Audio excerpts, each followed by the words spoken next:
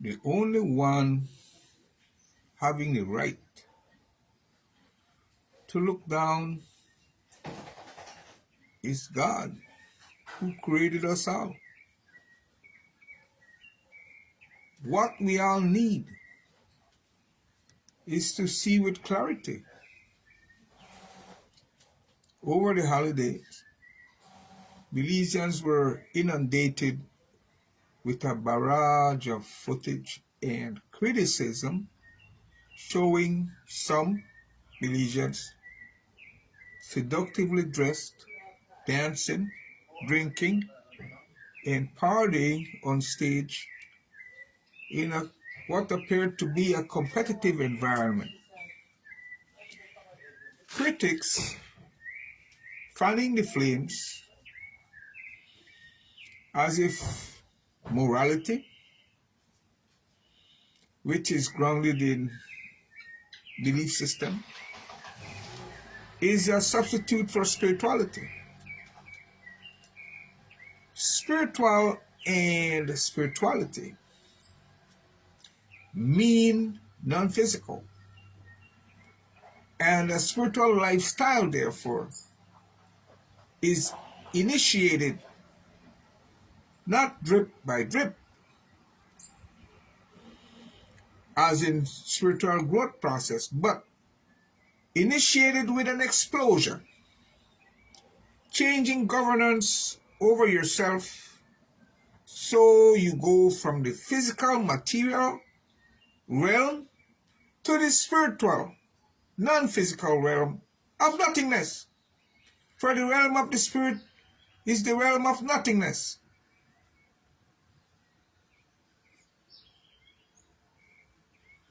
During the explosion, you then go from a rigid, I was born this way,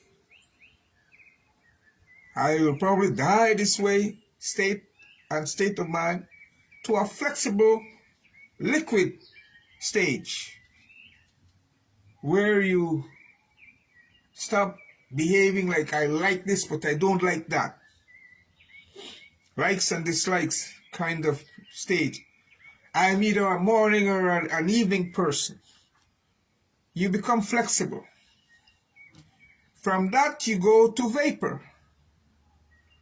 Like sometimes dripping rain, sometimes outpouring. And from vapor you go to the realm of nothingness, the realm of the spirit. So spirituality is initiated with an explosion, after which you follow up with your spiritual growth.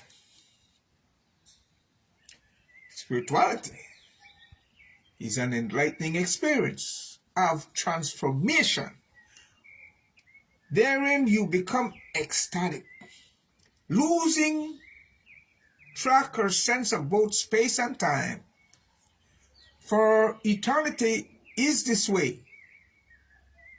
Space and time are only consequential in the physical realm, as well as gravity.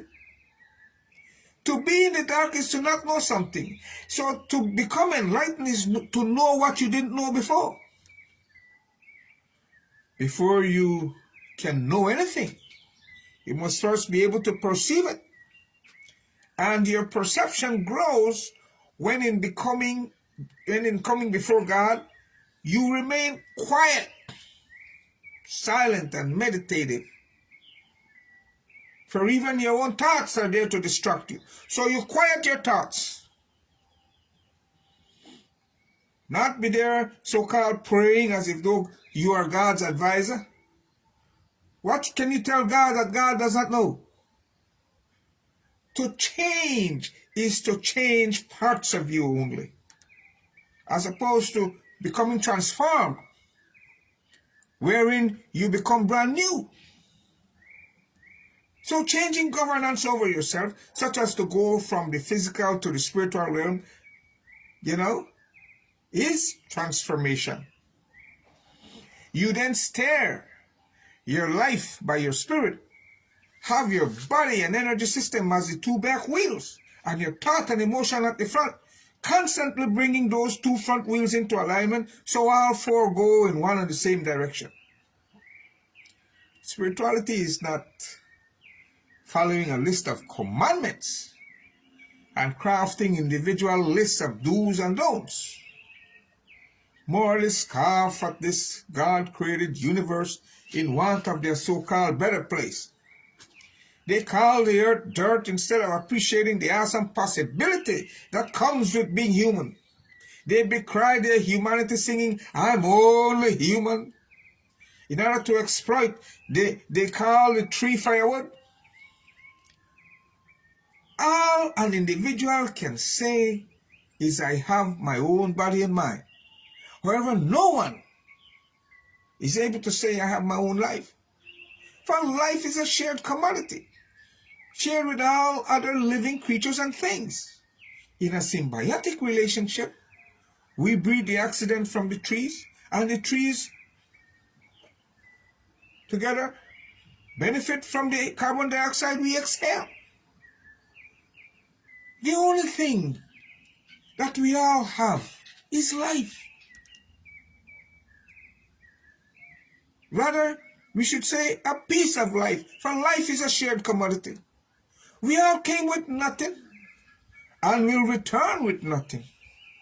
Our bodies and minds, yes, they belong to us. They are our properties. Whatever is our property, can only belong to us. It cannot be us. We will leave body and mind here to go back to the dust of the earth. So they form good manure, yeah. However, whenever we physically die, and we all will someday, we'll continue to live eternally in the spirit realm. For we are neither our bodies nor minds, where God breathed. That only became life when God breathed life into us. Therefore, at the core, we are spirit beings, you hear? Moralists, instead of celebrating biology, keep demeaning it. Instead of celebrating life, they keep harping on lifestyle. Lifestyle is psychological. You've got to deal with your existential reality. Psychology having to do with your body and mind, thought and emotion, personality, character, makeup, which are all aspects that you can change. As long as you can change them, they are not real. Purely psychological. God is real. Life is real. And hopefully so are you. Truth and reality are what come naturally. If you have to invent them, then they are lies. Reality is not a story, like a Bible story. Truth and reality are related in that reality never changes, and truth is something you can only come to realize. It's not something you either read in a book or get from an authority figure. It's whenever you go, wow, now I got it. Therefore, instead of celebrating lifestyle, live with intensity. Celebrate life, for that is all that you have. Your 10. Live as if though today were going to be your last. In so doing, keep your humanity lit. In keeping your humanity lit, you have no need for morality, for you already have integrity. Having integrity means that you want for the same thing for everyone else that you want for yourself.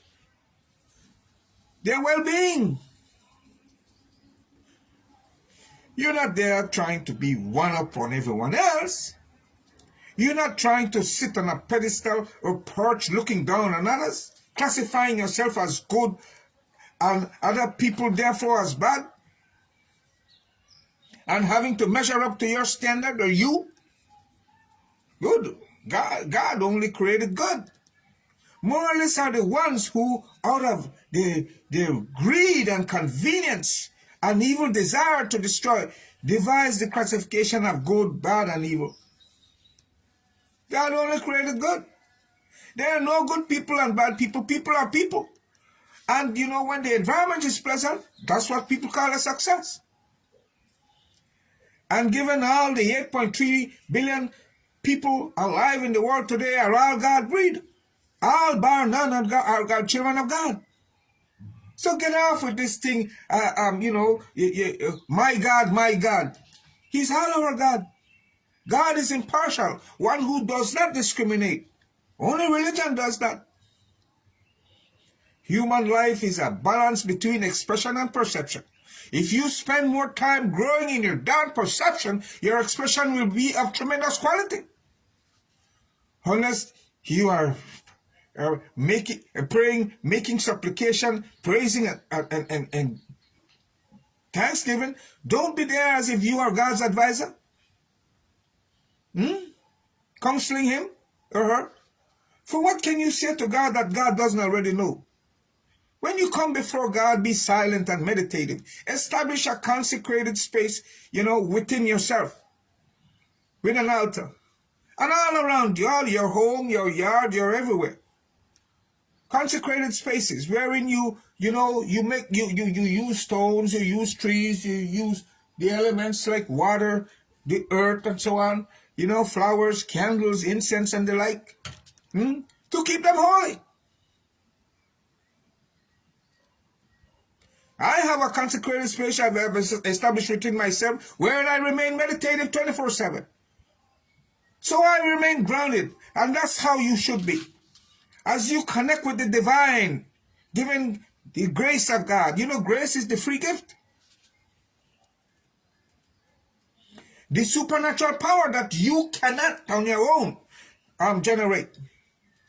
So with God's supernatural power, God reaching down, and your own power, you are undefeated. You are indispensable. Cannot be defeated. I ignore the rubbish moralist truths to dwell on. I see people as forming part of myself. As a universal citizen, I don't identify. I don't wear ID badges for either a political or a church, a religious organization. However, I associate with all. And I associate with all without getting entangled. For God does not discriminate. God is impartial, so I don't discriminate.